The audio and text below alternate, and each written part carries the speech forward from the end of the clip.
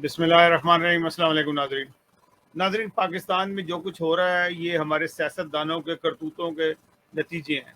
Opposition हो या हुकूमती बेंच हो, ये तमाम जो से एक ही टाइप से चल रहे हैं और एक ही किस्म की हरकत करते हैं। ये वो हरकत करते हैं कि जो इखलाक से गिरी हरकत होती हैं, जो इस अपोजिशन ने भी की और फिर हुकूमत भी कर रही है। वैसी वही कुछ हरकत कर रही है। वो जो जो उन्होंने अहद लिया हुआ है हुकूमती वज़ीर आज़म बनने का या वज़रा बनने का या पार्लियामेंट के मेंबरान बनने का, वो उससे उसकी उनको बिल्कुल भी इस चीज़ की परवाह नहीं है कि हम कहाँ जा रहे हैं। बात शुरू होती है कि लोगों को ख़रीदना, पैसे का इस्तेमाल करना, पैसे की लालच करना, ये तमाम चीज़ें जो सी है पाकिस्तानी सियासत के अंदर रज बस गई है। मैं थोड़ा सा पाकिस्तान की सियासत में आज अपोजिशन के एक बहुत बड़े लीडर हैं इस वक्त, जो पीडीएम के सरबराह भी हैं, उनके जब पाकिस्तान बन रहा था उस वक्त उन लोगों का क्या किरदार था, उस पर थोड़ी सी रोशनी डालूंगा ताकि आपको अंदाज़ा लगाए कि ये जो आज जो हरकत हो रही है, जिस जिस तरीके से ये पाकिस्तान को नुकसान पहुंचा रहे हैं। पाकिस्तान इस वक्त एक एक खासी परेशानी के अंदर मुब्तला है। पाकिस्तान का पूरा निज़ाम, पूरा सिस्टम जो है, ये मिर्ज़ा अबुल हसन असफ़हानी साहब ने एक किताब लिखी थी, पुरानी किताब है, 1972 में किताब लिखी। उसका उसका उन्वान था कायद आज़म जिना एज आई नो हिम। वो इंग्लिश में किताब लिखी गई थी और फिर उसका उर्दू में तर्जुमा भी हुआ, जो 2006 में इसका उर्दू में तर्जुमा हुआ। उस किताब के अंदर उन्होंने कुछ जमीयत उलमा इस्लाम, जब कायद आज़म ने उलमा को भी दावत दी कि आप आएँ, और ये लोग भी आए, शामिल हुए, कि इन्होंने कहा कि हम मुस्लिम लीग को ऐसे चलाएंगे कि दुनिया के बरसगीर में सब जगह पे पॉपुलर होगी। और उन्होंने कहा कि हम इसका प्रोपेगेंडा मुहिम चलाएंगे, ये करेंगे, वो करेंगे। काफ़ी डिटेल से इन्होंने इस किताब के अंदर लिखा है। वो लिखते हैं कि तहरीक पाकिस्तान की मुखालफत में मौलवी हुसैन अहमद कांग्रेसी ने अपने तमाम तर तवानाइयाँ सर्फ की, यानी कि उन्होंने पाकिस्तान की मुखालफत में तर की। इससे पहले का बाद में बताता हूँ। मुस्लिम लीग से मुखालफत का आगाज़ जून 1932 में लाहौर में ऑल इंडिया मुस्लिम पार्लिमानी बोर्ड के इजलास के दौरान में हुआ। फिर जमीयत उलमाए हिंद मौलवी हुसैन अहमद कांग्रेसी की क़यादत में मुकम्मल तौर पर कांग्रेस की गोद में चली गई, यानी कि ये मुखालफत की उन्होंने मुस्लिम लीग की और उसकी गोद में चली गई, मुकम्मल तौर पर कांग्रेस की गोद में चली गई। इस मुखालफत की तफसील हज़रत कायद आज़म के साथी मिर्ज़ा अबुल हसन असफ़हानी की ज़बानी सुनिए। पार्लिमानी बोर्ड के इजलास के दौरान कई तकरीरें हुई जो हमारी तकरीरें करने के रवायती शौक़ के ऐन मुताबिक थी। मुझे याद है कि पहले रोज़ मुफ्ती कफ़ायतुल्ला और हुसैन अहमद मदनी ने मिस्टर जिन्ना की तायीद की और इसकी तहरीक पर कि मुस्लिम लीग को ज़िंदा सियासत के अखाड़े में लाया जाए खुशनुदी का इजहार किया गया, कि मुझे बड़ी खुशी का इजहार किया गया कि मुस्लिम लीग को जिंदा जो सियासत है उसके अखाड़े में लाया जाए। लेकिन आखिरी रोज़ इस उलमा आलमों में से एक ने ये तजवीज़ पेश की, चूँकि इंतखाबात में एक हैसियत से मुस्लिम लीग की कामयाबी के लिए मौसर और मुसलसल प्रोपेगेंडे की ज़रूरत है, लिहाजा देवबंदी अपने तमाम ज़राए लीग की खिदमत में पेश कर देंगे, बशर्ते के, उन्होंने एक शर्त भी लगाई साथ, कि बशर्ते के प्रोपेगेंडे का खर्च लीगी बर्दाश्त करें, यानी कि मुस्लिम लीग जो सी है वो बर्दाश्त करे जो प्रोपेगेंडा हो रहा है। इनके जहन में ये था कि शायद लीग के पास बहुत करोड़ों रुपए हैं उस वक्त भी, कि वो जो है खर्चे देंगे, तो लीगी अब बर्दाश्त करें। अंदाज़ा ये लगाया गया कि शुरू में कोई 50,000 रुपए दरकार होंगे। उन्होंने कहा कि 50,000 रुपये हमें दें अभी शुरू में, स्टार्टिंग करने के लिए प्रोपेगेंडा हम करेंगे पूरे हिंदुस्तान में। ये मौलवियों ने मांगे, ये जमीयत उलमाए हिंद ने मांगे, جو اس میں حسین احمد کانگریسی جو تھے نا، انہوں نے مانگے.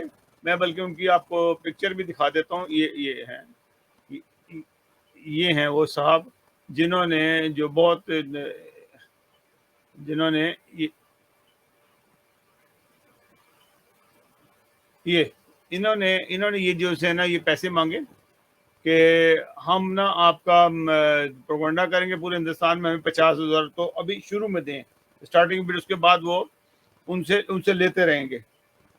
ظاہر ہے کہ اس وقت مسلم لیگ کی یہ حالت تھی کہ ان کا جو صندوقچہ تھا نا گولک، جس میں اس میں 50 جو تانبے کے سکے تھے وہ بھی موجود نہیں تھے. یعنی کہ مسلم لیگ کے پاس تھا ہی کچھ نہیں. اور ان سے انہوں نے 50,000 روپے کا مطالبہ کیا. جون 1932 میں مسلم لیگ کے پاس کوئی روپیہ نہ تھا، لہٰذا مسٹر جناح مولانا کی یہ پیشکش منظور نہ کر سکے. مالی امداد کی شرط پر وہ دارالعلوم دیوبند کے تمام ذرائع تبلیغ ان کے لیے موقف کر دیں گے. انہوں نے کہا جی اگر آپ ہمیں پیسے دے دیں گے، ہم تمام ہمارے دیوبند کے جو تبلیغ کے جو مراکز ہیں وہ آپ کے لیے وقف ہو جائیں گے، اور ہم مذہب کام کریں گے. ہمیں پیسے چاہیے اس کے لیے. ملاؤں کو اس سے مایوسی ہوئی اور وہ رفتہ رفتہ، جب قائد اعظم نے منع کر دیا تو ملاؤں کو اس سے مایوسی ہوئی اور رفتہ رفتہ ہندو کانگریس کی طرف ڈلتے گئے. یعنی کہ وہ ہندو کانگریس کی طرف جانا شروع ہو گئے کہ مسلم لیگ سے تو ہمیں کچھ ملنا نہیں ہے، تو ہندو کانگریس چلتے. یعنی کہ کیا نظریات تھے ان لوگوں کے، یہ اس وقت کیا یہ ان کی کتاب میں بھی آپ کو پورا ڈیٹیل بتاتا ہوں کہاں پہ لکھا بھائی ہے. تو ڈھلتے گئے اور کانگریس پارٹی کے لیے پرچار کرنے لگے، جو ظاہر ہے کہ ان کے مالی تقاضے پورے کر سکتی تھی. یعنی کہ انہوں نے کانگریس نے ان کے مالی تقاضے پورے کر دیا. آپ نے دیکھا ہوگا کہ کانگریس جب یہ الیکشن ہو رہے تھے 47 کے پاکستان بننے کے لیے، تو جتنا بھی مذہبی طبقہ تھا نا وہ کانگریس میں تھا. صرف ایک جماعت جو سی تھی وہ قائد اعظم کے ساتھ تھی، مذہبی جماعت، اس کا نام تھا جماعت احمدیہ. جماعت احمدیہ جو سی تھی وہ قائد اعظم کے ساتھ تھی، اور جتنی بھی مذہبی جماعتیں تھیں وہ تمام جو سی تھی وہ کانگریس کے اندر شامل تھیں، اور کانگریس کو کے لیے تبلیغ کر رہی تھی، کانگریس کے لیے پرچار کر رہی تھی، پروپیگنڈا کر رہی تھی. اور قائد اعظم کو بالکل ایک کافر اعظم، یا اس میں جماعت اسلامی بھی شامل تھی، احرار بھی شامل تھے، یہ جمعیت علماء اسلام ہند بھی شامل تھے، اور بھی جتنے مذہبی جماعتیں ہیں جو بڑھ چڑھ کے آج جو پاکستان کے سیاست میں گھس رہی ہیں اور جو فساد ڈال رہی ہیں، یہ تمام کی تمام جو سی ہیں یہ اس وقت کانگریس کا ایک حصہ تھی. اچھا، اور اچھا ان کے مالی تقاضے وہ پورے کر سکتی تھی. یہ میرے لیے ایک ترک صدمے کا باعث ہوا، کیونکہ مجھے یہ توقع نہ تھی کہ خود علماء دین مسلمانوں کے راستے میں جو اپنی قومی آزادی کی جد و جہد کر رہے تھے حائل ہو جائیں گے. مجھے کبھی یقین نہ آتا تھا کہ ایسے قابل تحسین حضرات ذاتی اور جماعتی مفاد کو قوم کے مفادات پر مقدم رکھیں گے. یہ انہوں نے اپنی کتاب کے آخر میں لکھا. اس کتاب کا نام تھا قائد اعظم میری نظر میں، از مرزا عبدالحسن اصفہانی، شاہکار ایڈیشن، لاہور، 1972. تو انہوں نے لکھا کہ میں تو بڑا ہی صدمے میں آ گیا کہ جب ان لوگوں نے یہ حرکت کی اور ان کو اس بات کا احساس نہیں تھا کہ پاکستان بنایا جا رہا ہے اور ایک جد و جہد ہماری مشترکہ چل رہی ہے. خیر اس وقت پاکستان کا جو ہے وہ نعرہ نہیں لگا گیا تھا، لیکن ایک مسلم لیگ کے لیے الگ ملک کی تو ہوا تھا. یہ پھر 1940 کے اندر جو ہے جب 23 مارچ آنے والا ہے، 23 مارچ 1940 کو میں جو سی قرارداد پاکستان جو پیش ہوئی، جو رسول خان صاحب نے لکھی، اور مولوی فضل الحق جو تھے بنگال کے تھے، اس کا تعلق تھا، انہوں نے وہ پیش کی، جس کو ہم ہر سال 23 مارچ کے دورے مناتے ہیں. تو یہ جو چیزیں ہیں یہ ساری کی ساری صرف اس بات کا کرنے کا مقصد یہ تھا کہ لالچ، خود غرضی، مفاد پرستی ان مولویوں میں ہمیشہ سے بھری ہوئی تھی. وہ ان کے پرانے بزرگان مولوی ہوں، بلکہ مفتی محمود نے جو ان کے بعد جو مفتی محمود آئے تھے جو جمعیت علماء ہند کے میں تھے، پھر اس جمعیت علماء پاکستان بنائی گئی، اس کے وہ سربراہ رہے، انہوں نے کہا کہ شکر ہے کہ ہم پاکستان بننے کے گناہ میں شامل نہیں تھے۔ آج فضل الرحمان جون سے جو کردار ادا کر رہا ہے، اس کے ملک سے ملک تباہ ہو جائے، لیکن وہ کہتا ہے کسی نہ کسی طرح مجھے اقتدار مل جائے، مجھے کسی نہ کسی طریقے سے وہ مل جائے کہ میں وزیر اعظم بن جاؤں۔ بلکہ میں آپ کو ایک چھوٹا سا ٹکڑا بھی دکھاتا ہوں کہ میں نے، بلکہ میرے پاس تھا موجود، کہ وہ جس کے اندر وہ مطالبہ کر رہے ہیں کہ نہ کہ مجھے جو ہے وہ بنا دیے جائے۔ جنگ حکومت کے خلاف، اسٹیبلشمنٹ سے ہماری جنگ نہیں ہے۔ وزیر اعظم کے منصب پر میں نے بیٹھنا، اس وزیر اعظم کو ہٹا کر یہاں میں بیٹھنا چاہتا ہوں، یا اس وزیر اعظم کو ہٹا کے میں بیٹھنا چاہتا ہوں۔ اصل میں قائد اعظم ایک بالکل سیدھے سادھے اور اسٹریٹ فارورڈ آدمی تھے، ان کے ساتھ یہ مولوی چل بھی نہیں سکتے تھے۔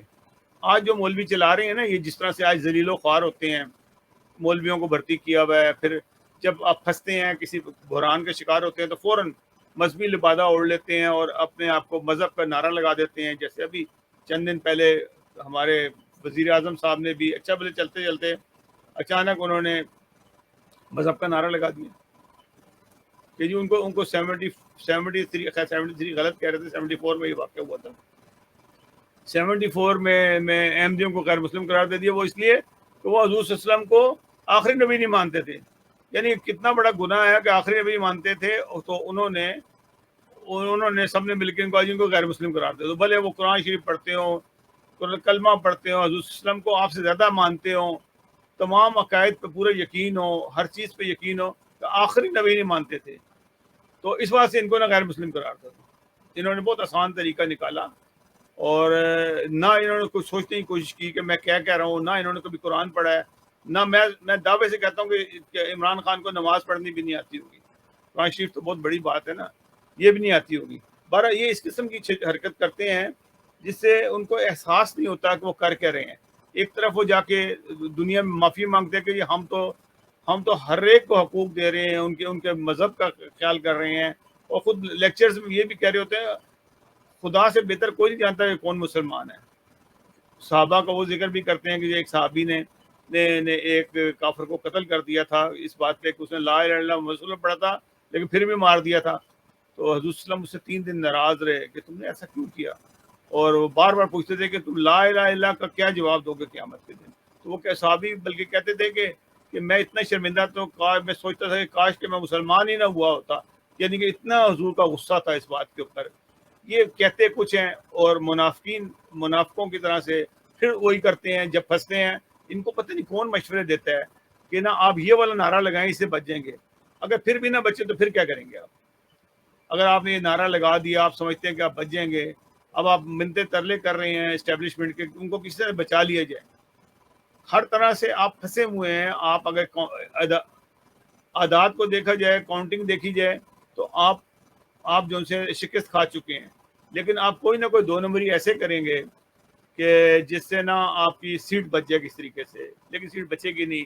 ایک ملک میں فساد ہوگا، اتنے حالات خراب ہوں گے جتنے ابھی خراب ہیں، اس سے کئی گنا زیادہ مزید خراب ہو جائیں گے، اور یہ آپ کی ہٹ درمی کے طور پہ ہیں۔ آپ ایک دفعہ دیکھ لیں ان کو، دیکھیں یہ بھی کامیاب نہیں ہوں گے، کیونکہ یہ بھی بے ایمانوں کا ٹولہ ہے، سارا سب بے ایمان ہیں، اکٹھے ہوئے ہیں۔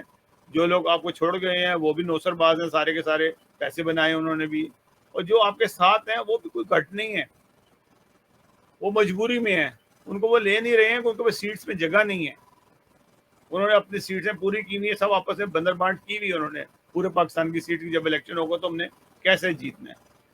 تو یہ ناظرین یہ تھی ایک تاریخی چیز تھی جو میں بتانا چاہتا تھا آپ کو کہ مرزا ابو الحسن اصفہانی یہ بڑے مشہور آدمی تھے، کراچی سے ان کی وفات ہوئی تھی، اور بلکہ اگر ابو الحسن اصفہانی روڈ ایک بڑا مشہور ہے کراچی میں، بڑی چارہ ہے جس کے اوپر جب بھی کراچی جاتے ہیں تو ہم دیکھتے ہیں وہ لکھا ہوتا ہے، تو جب بھی آپ جائیں تو ضرور دیکھیں گے۔ یہ لوگ وہ تھے جو قائد اعظم کے ساتھی تھے، جنہوں نے قائد اعظم کے ساتھ شانہ بشانہ چلے، یہ وہ لوگ تھے پاکستان بنانے والے لوگ تھے۔